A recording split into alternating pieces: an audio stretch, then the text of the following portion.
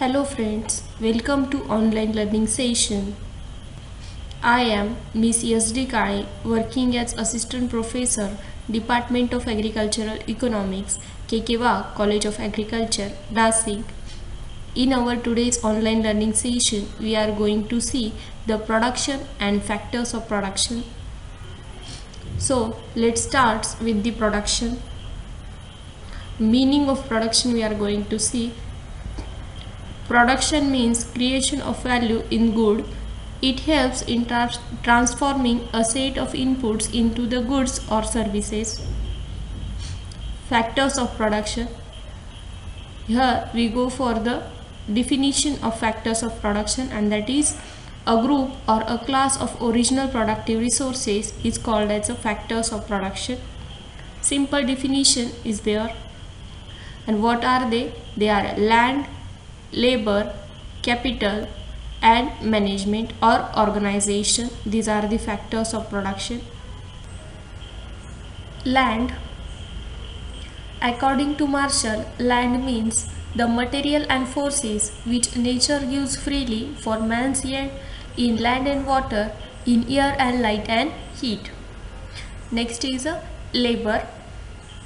In the words of Marshall, labor is defined as any exertion of mind or body undergone partly or wholly with a view to earn some good other than the pleasure derived directly from the work.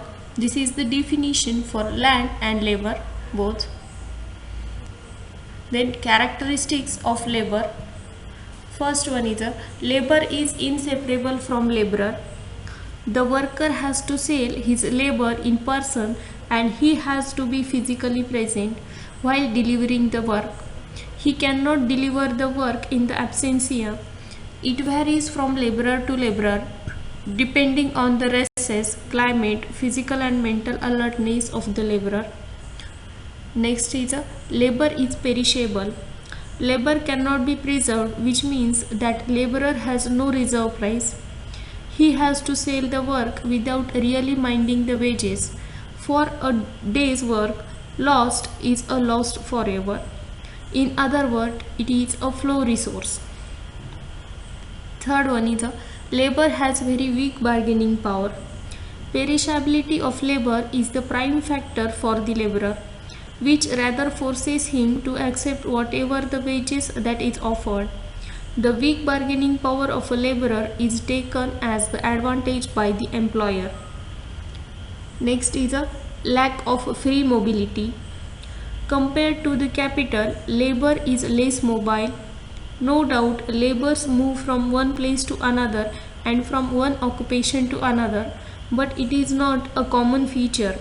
Thus, labor lacks horizontal and geographical mobility. This leads to a variation in wages among the occupations as well as specialty. Next, supply of labor is independent of demand. Supply of labor depends on the population in a country. Population is one of the factors which can neither be increased nor decreased overnight. The increase or decrease is a slow process and supply of labor is independent of demand. And last one is a supply of labor peculiarly changes with the wages.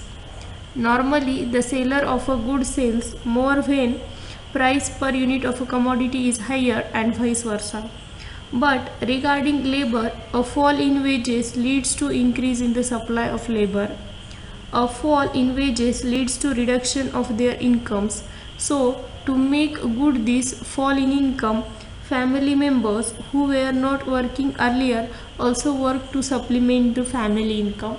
These are the characteristics of labor. Capital. Capital is a produce means of production. According to Karl Marx, in his book Das Kapital, capital is a crystallized labor. All capital is necessarily wealth, but all wealth is not necessarily capital. Then characteristics of capital. First one is capital is not a free gift of nature. It is a result of man-made efforts. Machinery, implements, etc. are considered as a capital good. Second, Capital is productive as it helps in the enhancing the overall productivity of all the resources employed in the production process. Invested capital also faces the interest for its productive capacity. For example, farm machinery when used with skilled laborers enhances the productivity of land. Irrigation dam is considered as the capital good, and with its water we can bring out complementary effect on the productivity of other resources such as fertilizers, seeds, etc. It is also the prospective as its accumulation rewards income in the future. Saving and investment in the economy leads to growth and development of the economy due to the accumulation of capital over time. This leads to rise in the nation's income and consequently individuals' income. Next, capital is highly mobile as it possesses the characteristics of territorial mobility. For example, capital goods like tractor can be taken to different places of work and can be used for the variety of work. And fifth one is a capital is supply elastic as its supply can be altered according to the need based on the demand. Supply of capital goods can be changed. These are the some characteristics of capital. Management or organization. In any business activity, there is always a person who guides and controls its function. He also coordinates and regulates all the factors which are employed in the business activity. Apart from monitoring it, he takes the responsibility of outcome. We call such person as an entrepreneur or organizer, and the business activity which he is doing is called as enterprise or organization. The performance of an organization depends upon the capabilities of an organizer or entrepreneur. Though proper allocation of resources, the entrepreneur would be in position to maximize the productivity of resources that are used. Hence, the success or failure of the enterprise depends on the role of an entrepreneur in any business activities. So, management or organization is the important part of the factors of production.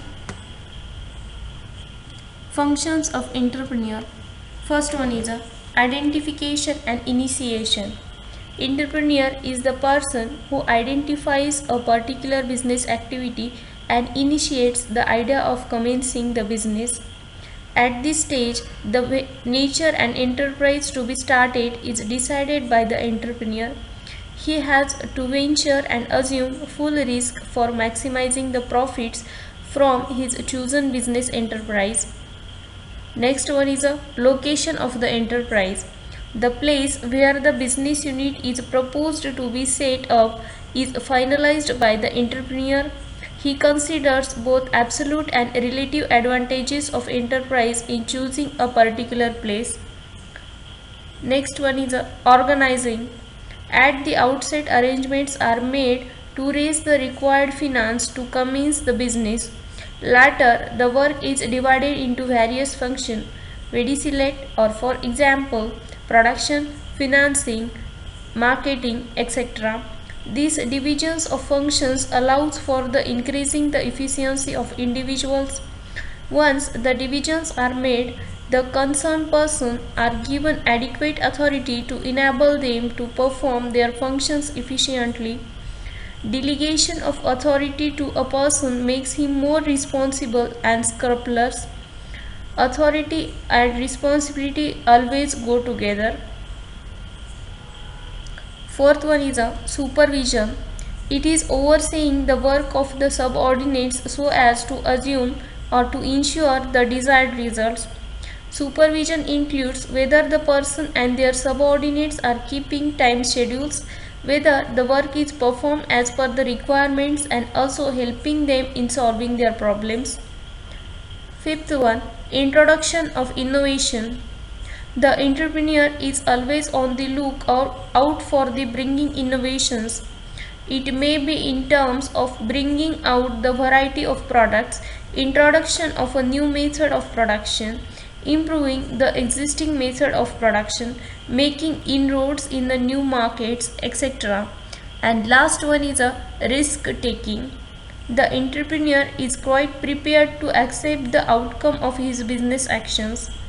In the business, he may get substantial profit from organization, or at the time unexpectedly he may incur loss as well. He accepts them with poise because he is responsible for all the happenings. All the entrepreneurs, in fact, should have the risk bearing ability. Thank you for your peaceful listening.